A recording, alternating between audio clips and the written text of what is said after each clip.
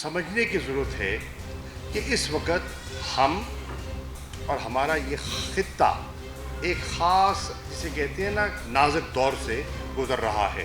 5th generation warfare का नाम आपने सुना होगा, जिसको हाइब्रिड वॉरफेयर कहते हैं। उस वॉरफेयर में अंदाज बदले हैं। वायलेंस की जगह एक इंटरनल डिसऑर्डर पैदा करने की कोशिश की जाती है, गलत फहमियों को जन्म देकर, तफरीक पैदा करके, दिल आज़ारी करके कौम को तकसीम करने की एक मुनज़्ज़म कोशिश जारी है।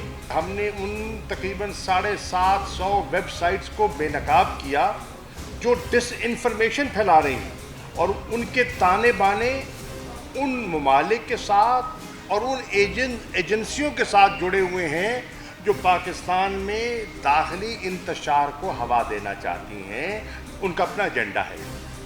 उस एजेंडे को समझने की ज़रूरत है, और न सिर्फ उसको समझने की ज़रूरत है, उसको शिकस्त देने की ज़रूरत है। सोशल मीडिया को भी इस्तेमाल किया जाता है, बहुत सी चीज़ें लगाई जाती हैं, बहुत सी पोस्ट लगाई जाती हैं दिल आज़ारी के लिए। बहुत सी चीज़ें बग़ैर तस्दीक किए कि उनमें हकीकत कितनी है, सच कितना है, झूठ कितना है, वो आगे पास ऑन कर दी जाती हैं। फेक न्यूज़ भी इस वॉरफेयर का हिस्सा है। ये उस हिकमत अमली का हिस्सा है जिसको समझने की ज़रूरत है।